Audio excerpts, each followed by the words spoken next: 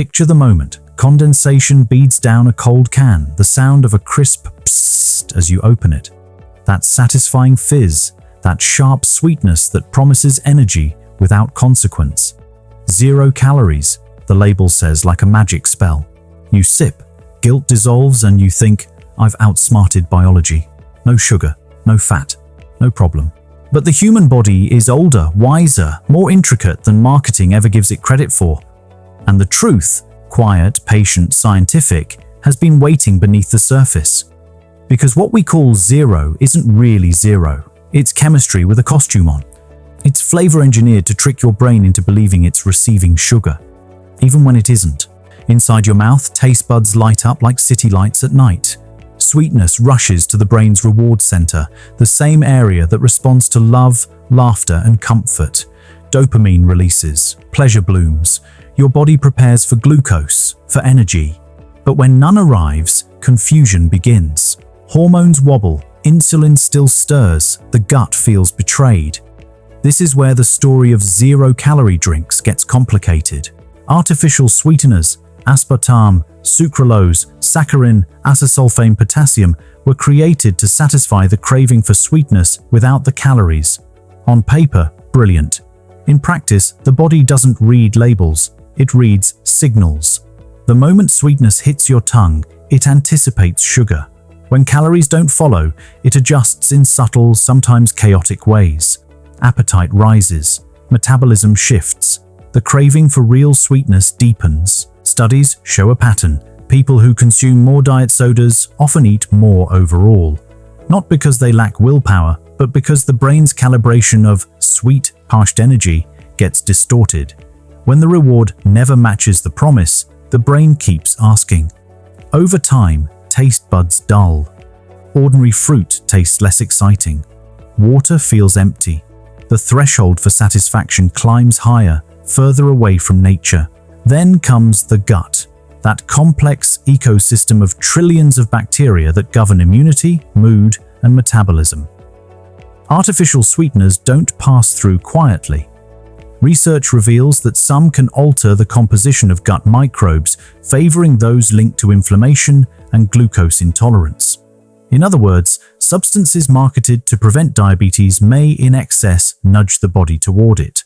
Think of the gut as a rainforest. Every sip of an artificial sweetener is like introducing a new chemical wind, unseen but disruptive. Some microbes flourish, others fade. The balance shifts, the ecosystem weakens. When the gut's harmony breaks, inflammation rises everywhere, in the joints, in the brain, in the very cells meant to keep us vibrant. And then there's aspartame, one of the oldest and most studied.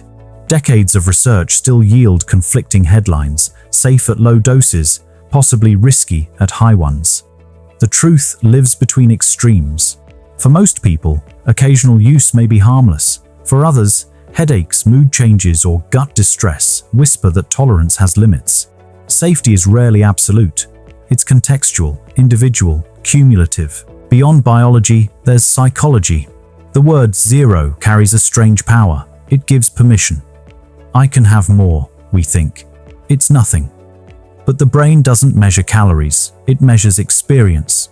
The act of constant sweet stimulation, even without sugar, keeps the reward loop alive.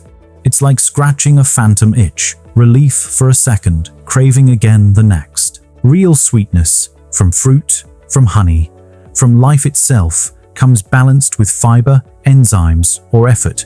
You chew, digest, metabolize. Artificial sweetness skips those steps, offering sensation without substance. Over time, that disconnect seeps beyond taste. We start wanting everything easy. Pleasure without patience, fullness without nourishment. It's not just about drinks, it's about how we've redefined satisfaction. Look closer at what's in the can. Carbonation for bite, caffeine for lift, phosphoric acid for tang, preservatives for shelf life, colors for allure. Each additive plays its part, building illusion. None of it is inherently evil, but combined, consumed daily, they shape chemistry in ways nature never designed. The tongue celebrates, the cells cope. Some scientists call it metabolic mirage. The sweetness tricks the body into releasing insulin, even though no sugar arrives. Insulin lowers blood sugar anyway, leaving you hungrier, more tired. You reach for a snack, another drink. The cycle tightens quietly, wrapped in the shiny armor of zero. Even the heart listens. Studies link long-term diet soda use to changes in vascular function, possibly due to oxidative stress. The gut sends inflammatory messages. Blood vessels stiffen. The body doesn't collapse, it adapts. But adaptation has a cost. The energy once used for healing now manages imbalance. And yet it's not about fear. Fear never nourished anyone. It's about awareness, knowing what the label won't tell you, that the word safe in science always carries a footnote. At typical doses for most people for now, safety isn't static, it evolves with discovery. And the more we learn, the more we realize that the promise of zero was never meant to replace wisdom. So what happens when you let go of artificial sweetness? At first, everything tastes bland. Water feels flat, fruit underwhelming. That's withdrawal, not from calories, but from intensity. Within weeks, taste buds begin to heal. The natural sweetness of an apple feels luxurious again. Strawberries taste almost perfumed. Your body, untricked, starts to trust your tongue again. The liver calms, the gut microbiome begins to rebalance, dopamine spikes soften into steadier pleasure. The irony is beautiful. By accepting less stimulation, you gain more satisfaction. Real food, real flavor, real balance. Of course, some people use zero-calorie drinks as stepping stones away from sugar addiction. That's valid. They can be transitional tools, but they were never meant to be destinations. The goal is not to fear sweetness, but to reconnect it to its natural sources, where sweetness comes wrapped in nourishment, not chemistry. Consider nature's hydration. Water with slices of citrus, cucumber, or mint. Herbal teas cooled with honey. Sparkling water kissed with real fruit juice. They don't promise zero, they promise life. Each sip carries minerals, enzymes, breath. They remind the palate that simplicity is still pleasure. When you replace artificial with authentic, something shifts beyond the physical. Cravings quiet, energy steadies.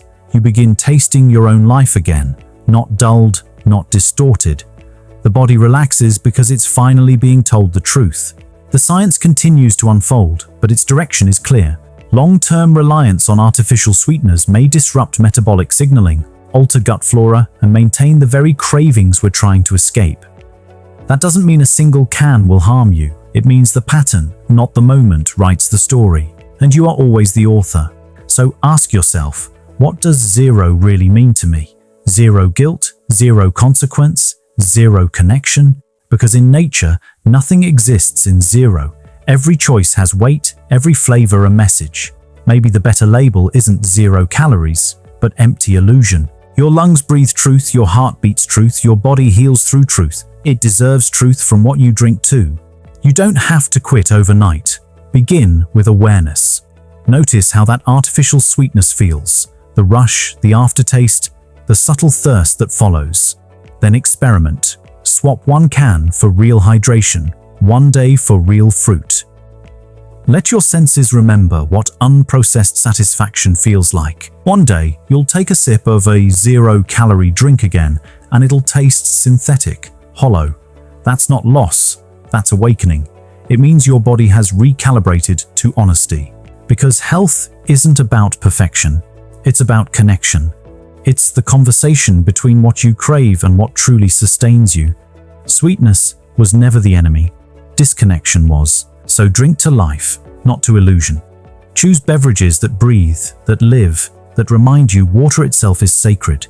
Let nature flavor your day, not factories. Your body already knows the difference. It's been waiting for you to listen. Keep choosing truth, keep tasting clarity, and keep rising with awareness. This is Vital Dynasty.